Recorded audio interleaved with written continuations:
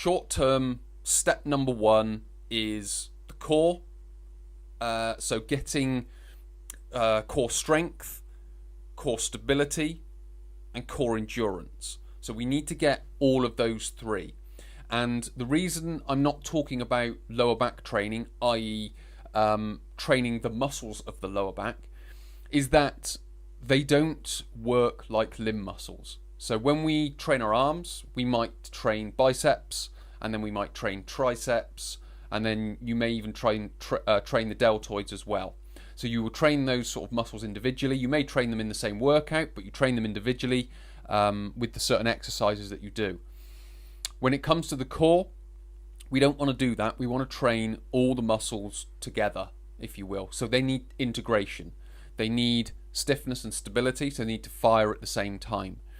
So when we're talking about the core, we need to integrate the muscles. So as I've described, core strength is the ability to get into a position. So if we just take the plank or the side plank as an example, there needs to be an element of strength because you need to be able to hold that position. You need to be able to get into it first, and that's the strength element. Then we need the stability part of it. So we need the muscles to fire at the right time. So when we come up into the position, all the muscles fire, and that creates the stable joints. Then we need the endurance, which is essentially we're in the position, we got all the muscles firing, now we need to do that for a period of time. So all of this needs to be built around the torso, which is why I always start with the plank, the side plank, the bird dog, and the bridge. If you go to my how to build low back strength and strength endurance, there we go, I'll get it out. If you go to that program, which I'm sure you'll be able to click somewhere down here and find it, these are the exercises that we start from. So the 12-week program that I've written are the first, let's just say, 2 steps. It doesn't necessarily go into the strength training and the big movements because that will come later. But what we do need to do is in the first 12 weeks is build the core, which will in some respects build the lower back. And then we need to work on building proper movement for proper lifting, which will then go into the strength training. So we've started to build the core strength, core stability, and the core endurance. Now, what this will also include with regards to the lower back, and I suppose this is where the specific nature of it comes from, is we need to start building the posterior parts of the core. So we would also include the glutes within this because they will also support the lower back, which is where the bridge comes in. So we start building the glutes. Obviously, with the side plank, you'll have a little bit of glute medius, glute minimus. There are other, obviously, parts. You've got QL, obliques, and all those that sort of lateral seam of the body. But essentially, we're talking about the core and that sort of posterior chain of muscles that go through the lower back, or the back and the hips. So we would have the bridge in there. The bird dog, what that does, and again, this is another important thing to remember about training the lower back, is we don't necessarily want to train the lower back muscles. We want to train the muscles around it, so the mid-back and the glutes. So this is, I guess, sort of the specific part of how to build low back strength endurance. Is when it comes to longissimus and iliocostalis, which are 2 of the erector spinae muscles, they don't directly cover the whole lower back. They cover a lot of the mid-back, and then they insert into the lower back, because what they're doing, they've got that long sort of lever arm to be able to hold it in position. So they're stabilizing across the rib cage, so they cross a lot of the rib cage and they stabilize and use the rib cage for that, and they essentially hold up the lower back. So these are the muscles that we want to train, and when we do bird dog, that's what we can get from lifting the arm up and then the glutes by lifting the leg up. So we get those muscles either side that support it and essentially hold everything in position, which is why we need the strength to get into the position, the stability for those muscles to fire, and then the endurance to do it for a prolonged period of time. So we need to be able to do that with regards to the core. Then we come on to the second part of step 1, which is the mobility. So we also need to build mobility of the hips and the shoulders.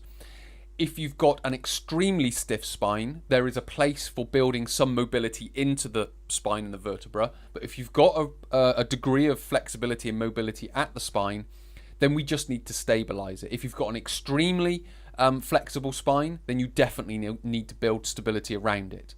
Because if we've got huge amounts of stability, then you need the stability to hold it all in place, and you need the muscles to time to do that. If you've got no flexibility there, you may need to create some flexibility there, because that stiffness is going to cause its own problems. So we need to get a balance of the two. But when we talk about mobility, it needs to be more at the hips and more at the shoulders. Because if we've got mobility at the hips and the shoulders, that's going to help us with our lifting further down the line with strength training and when it comes to the proper lifting part. So this mobility part will sort of overlap into stage 1 and stage 2. But when we are building mobility, the reason, or part of the reason we're doing that, is so we don't compensate at the lower back. Because if we can't extend our hip properly, we're going to extend our spine to compensate. Or if we can't flex at the hip properly, we're going to flex at the spine to compensate for that lost flexibility.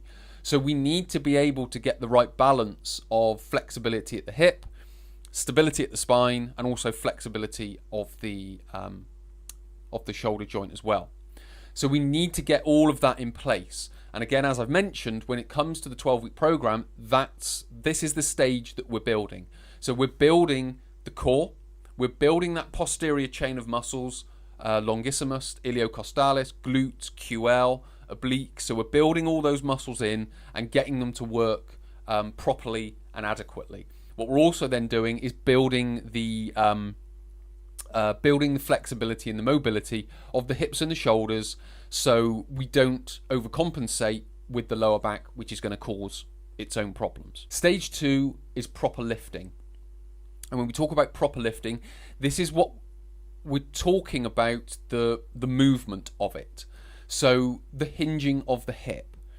So what we don't want to be doing is flexing of the spine. So if we go into a like a deadlift position or even a squat position, as I mentioned before with mobility, we need to have proper mobility of the hip so we can get down into that hip hinge without flexing the spine.